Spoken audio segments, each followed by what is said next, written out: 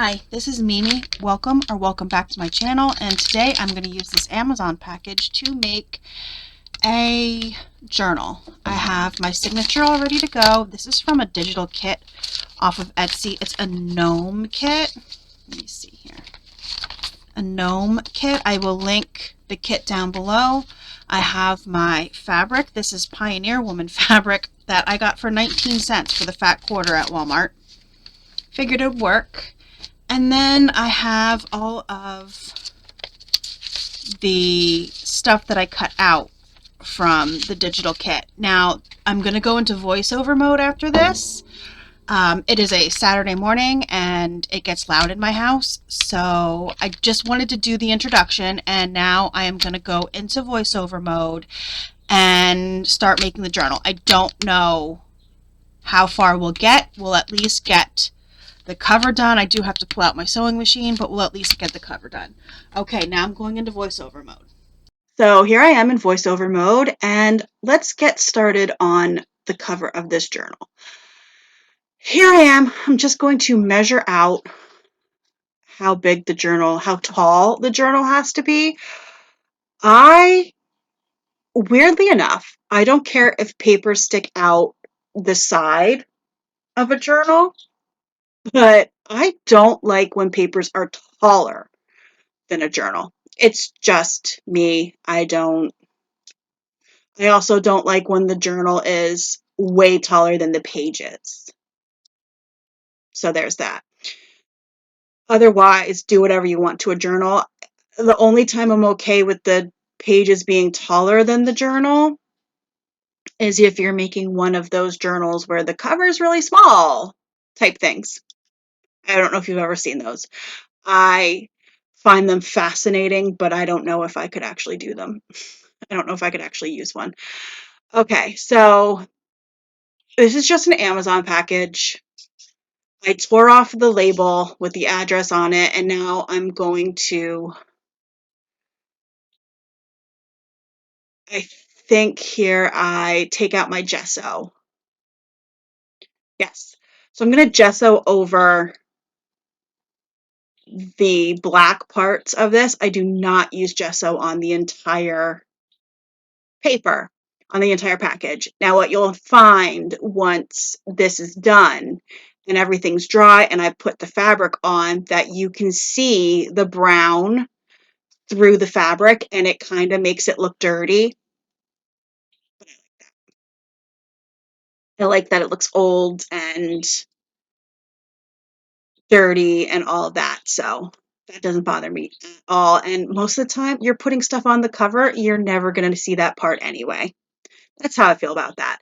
It's a journal. This is my own personal journal. If I was making this journal to sell, I would have covered the whole thing in gesso. But it's my own personal journal, so that doesn't bother me. Let me know down in the comments, would that bother you? I'm sure it would bother a lot of people, but like I said, it doesn't bother me. I do, when I decorate the journal, cover a lot of the cover, so it's not that big of a deal. But yes, I'm just going to cover all the black because the black would bother me. That's a lot of dark through that very thin fabric. Okay, as you can see, I had paused and let it dry. And now I am just going to cut the fabric to size. Now, as I said, this is actually Pioneer Woman fabric.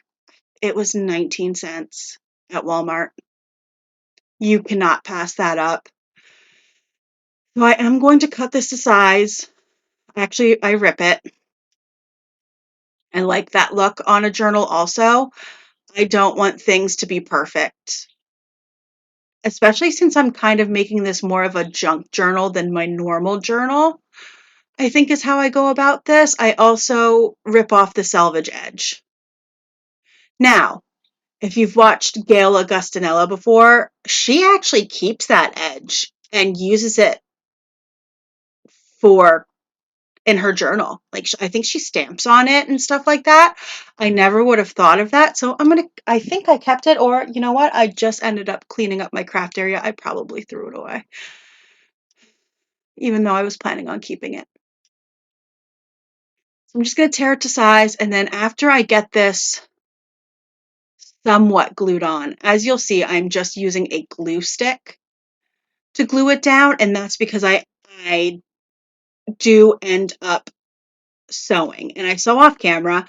My sewing machine actually sits on a bookshelf in my living room. I don't have room for it in my craft room. So when I need to sew, I have to set the sewing machine up, and I end up doing all of that off camera. It's too much to set it up and record and all of that. And frankly, I feel like most of you probably know how to sew, at least a straight line.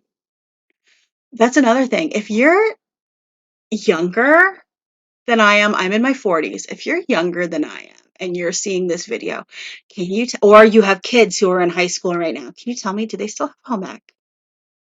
You still have to take home ec and shop. You know, we had to take home ec and shop. We had to learn how to sew, learn how to cook, learn how to do those kinds of things. And we had to take shop class where I still have the shelf I made. It's on my wall in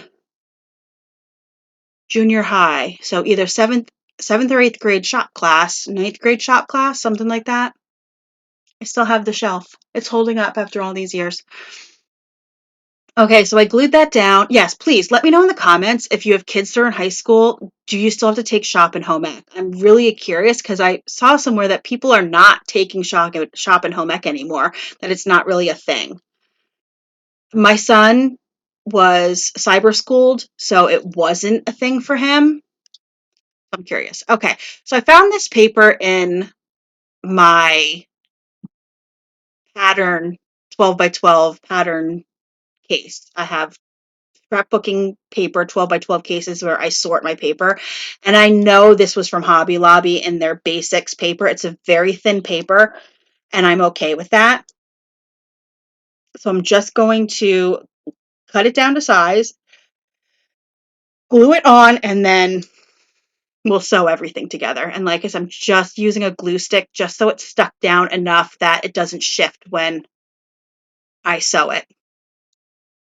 There's no other reason. I don't need to do any Fabri-Tac or anything like that since I am sewing. If I wasn't planning on sewing, I would have used Fabri-Tac or a fabric glue to glue the fabric down on the front. Just so you know, you don't have to sew. You can just use fabric glue. I like to sew because I like the look of the sewing. Okay, so here we go. And you can see where it's darker, where I didn't paint the gesso down. I'm fine with that. Okay, so here we go. I sewed it. I also added this white pom-pom trim on the inside.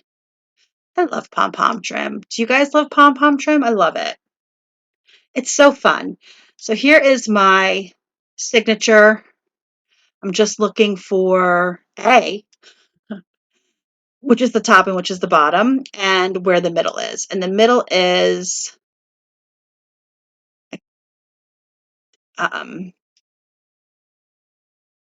where that envelope was. So I don't, oh, making sure everything's where I want it. And then I'm just going to do the normal 3-hole pamphlet stitch. It's what I always do when I stitch in my journal signatures. And I had a good amount of papers in here. I think I had 18. I'm only doing one signature. I don't always want to do 2 signatures, so I'm doing one. I'm just going to clip these together as best as I can. I only have one. I can't find my other big. Oh, I do have my other big clips. I just remembered they're in the container with my stuff, but as long as it was clipped down in one spot, that envelope, we're good. This is my little kit. I got the kit on Amazon, and it came with all the thread and needles.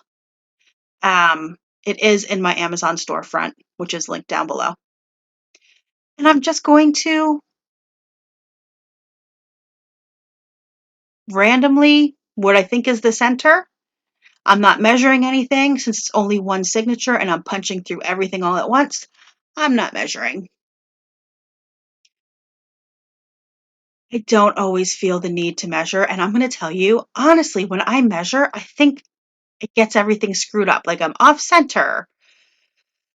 stuff like that. So no measuring today.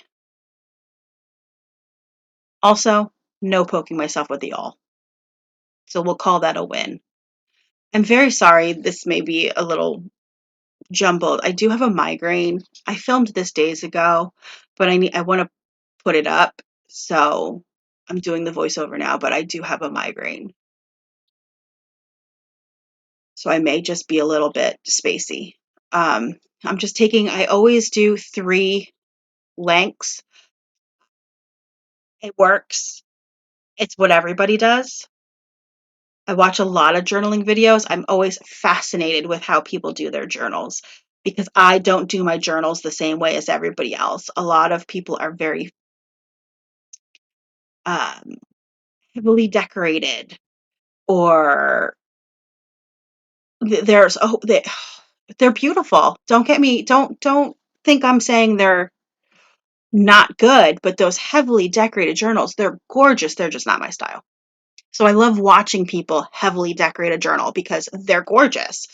I just, when the journals, what I journal, pardon me, like I said, I'm a little spacey right now.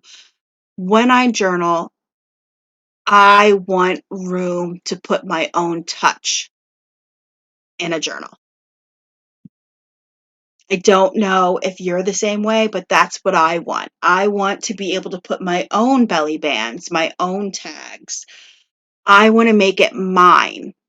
If I'm going to buy a journal that somebody bought that is filled to the brim with decorations and belly bands and tags and fabric flips and all of that stuff, I don't want to use it to journal. It's too pretty.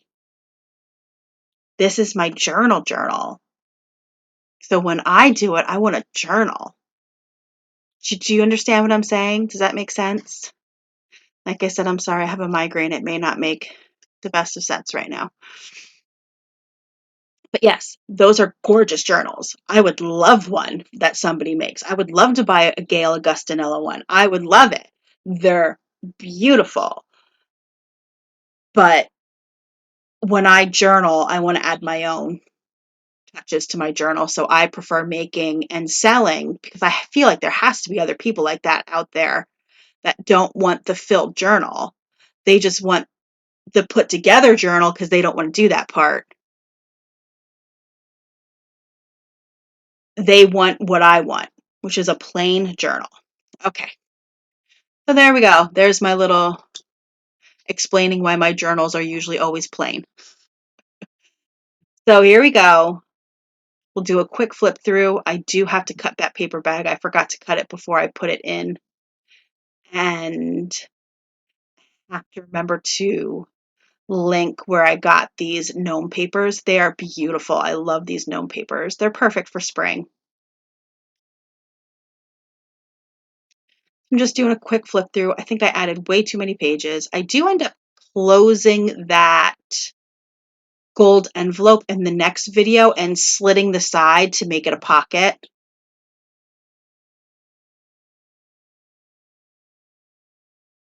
Yeah, those gnome papers are just so pretty. And I do end up cutting down that paper bag. Okay, so I think what I do next is I decide on a closure. Yep. And it's funny, the color of the pom-pom matches so close to the fabric, but in the video it looks nothing alike. And I keep losing my satin ribbon. So what I'm going to do here is just glue the pom-pom to this white satin ribbon to make it a closure. And I don't know why I did it. I actually don't even like it. Don't do this. It's too bulky. I actually hate it. I'm probably going to do a different closure. But if it's something that you're interested in seeing how to do it, I just used a Fabri-Tac and glued down some pom-pom trim. So this is the end. I'm just going to let this play while I say my goodbyes and all of that, because like I said, I actually don't like how it looks. I'm looking at it now and I hate it. So here we go. I'm just gluing it down, and then that's it. I hope you guys have a great day. I thank you so much for watching, and I thank everybody who's been subscribing to my channel. I really appreciate it. As I've said in many videos, I am a newer channel, and all of the subscribers and the likes and the comments, I really appreciate everybody. And please like, comment, subscribe, and I will see you in the next video. Thank you so much for watching, and you have a great day.